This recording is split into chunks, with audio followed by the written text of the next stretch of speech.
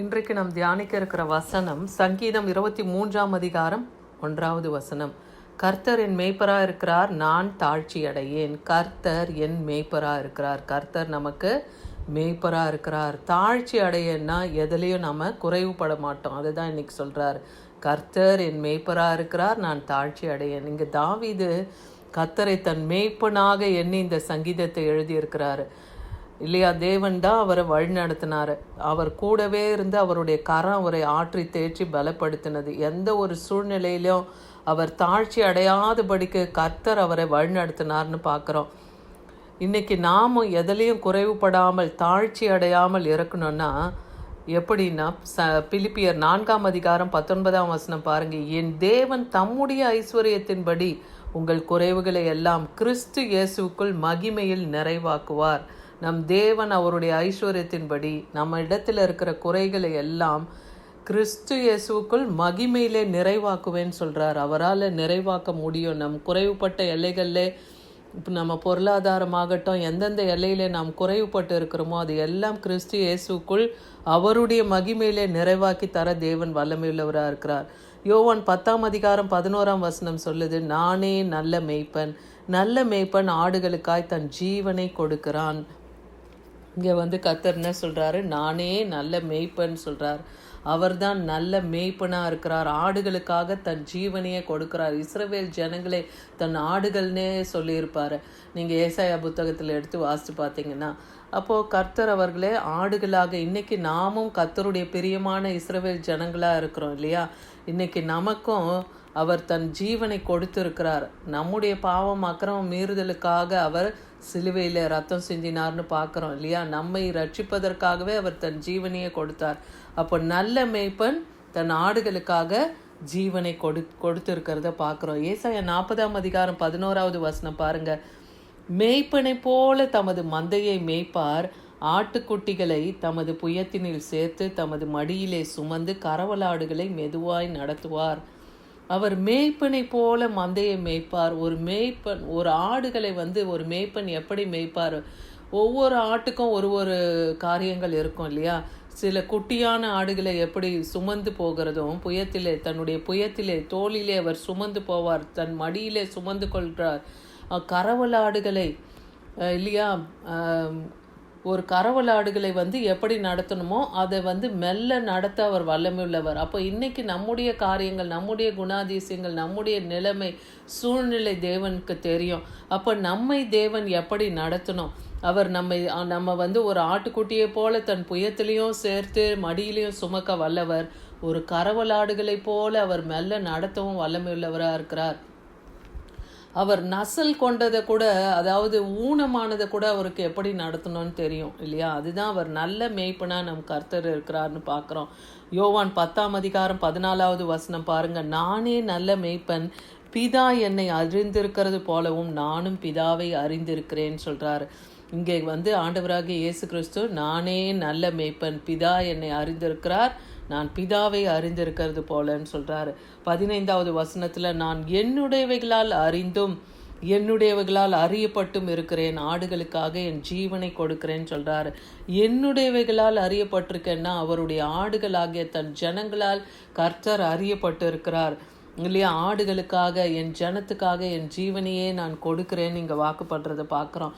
அப்போ இன்னைக்கு கர்த்தர் நம்ம தாழ்ச்சி அடைய விட மாட்டேன்னு சொல்கிறார், குறைச்சல் அடைய விட மாட்டேன்னு சொல்கிறாரு. ஏன்னா அவர் தன் ஜீவனையே கொடுக்க சித்தம் கொண்டு இருந்தார் இல்லையா. யோவான் 10 அதிகாரம் 27-30 வசனம் வரைக்கும் பார்த்தீங்கன்னா, என் ஆடுகள் என் சத்தத்துக்கு செவி கொடுக்கிறது, நான் அவைகளை அறிந்திருக்கிறேன், அவைகள் எனக்கு பின் செல்கிறது. ஒரு மேய்ப்பனுடைய சத்தத்தை மந்தையில் உள்ள ஆடுகள் அறிந்திருக்கும். அவன் கூப்பிடும் போதே அவனுக்கு பின்னாக அந்த ஆடுகள் செல்லும். அதுபோல தான் இங்கே ஆண்டவராகிய இயேசு கிறிஸ்துவும் சொல்கிறாரு, என் ஆடுகள் என் சத்தத்தை அறிந்திருக்கு, அது என் பின் செல்கிறதுன்னு சொல்கிறாரு.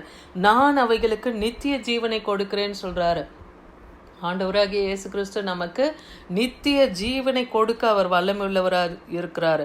அவைகள் ஒரு காலம் கெட்டு போவதில்லை, ஒருவனும் அவைகளை என் கையில் இருந்து பறித்து கொள்ளுவதில்லைன்னே சொல்கிறார். அப்போ தன் ஆடுகளுக்காக அவர் நித்திய ஜீவனை கொடுக்க அவர் சித்தம் உள்ளவராக இருக்கிறார். இன்னைக்கு நமக்காக நித்திய ஜீவனை அவர் ஆயத்தப்படுத்தி வைத்திருக்கிறார் இல்லையா.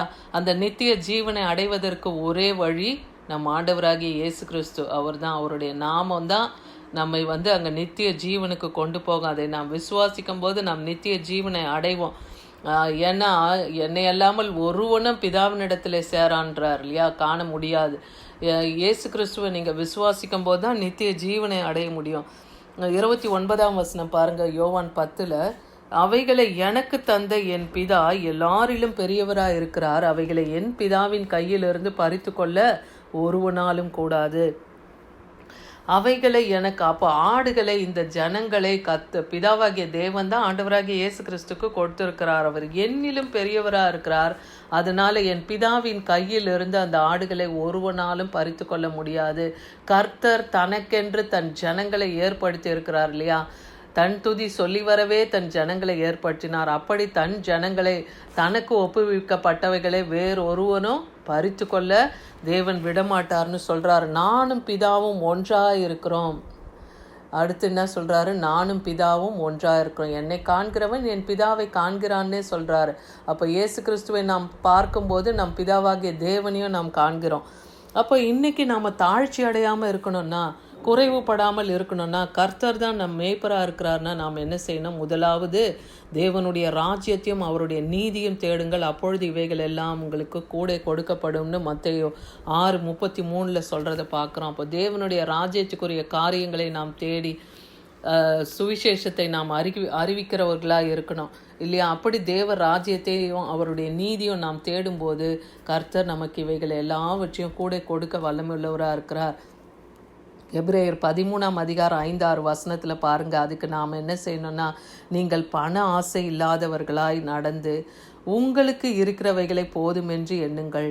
நான் உன்னை விட்டு விலகுவதும் இல்லை, உன்னை கைவிடுவதும் இல்லை என்று அவர் சொல்லியிருக்கிறாரு. அப்போது இன்றைக்கி நாம் குறைச்சல் படக்கூடாது, தாழ்ச்சி அடையக்கூடாது. கர்த்தர் தான் நம் மேய்ப்பராக இருக்கிறார்னு நாம் அறிந்திருக்கிறோன்னா, முதலாவது நாம் பண ஆசை இல்லாதவர்களாக இருக்கணும். போதும் என்கிற எண்ணம் நமக்கு வேணும். அப்போ தேவன் நம்மை விட்டு விலகுவதும் இல்லை, கைவிடுவதும் இல்லை என்றே வாக்கு பண்ணுகிறத பார்க்குறோம். அதே போல் கர்த்தரை நாம் நம்பி இருக்கிறோம்.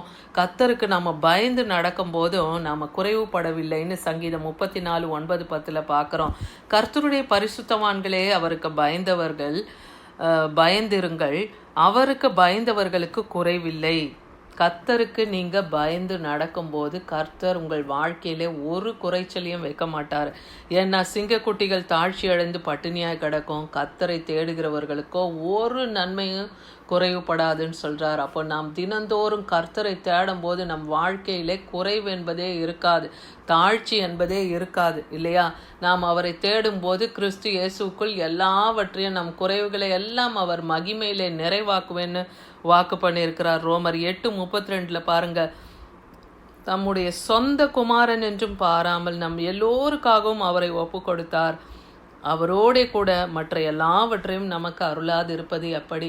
அப்போ பிதாவாகிய தேவன் தன் ஒரே பேரான குமாரனை இந்த உலகத்துக்கு கொடுத்து இவ்வளவாய் அன்பு கூர்ந்தார்னு பார்க்குறோம். அப்போ குமாரனையே கொடுத்தவர் மற்ற எல்லாவற்றையும் நமக்கு கொடுக்க அவர் வல்லமை உள்ளவராக இருக்கிறார். அருளாது இருப்பது எப்படின்னு இருக்கு. அப்போ எல்லாவற்றையும் தேவன் தர வல்லமை உள்ளவராக இருக்கிறாரு.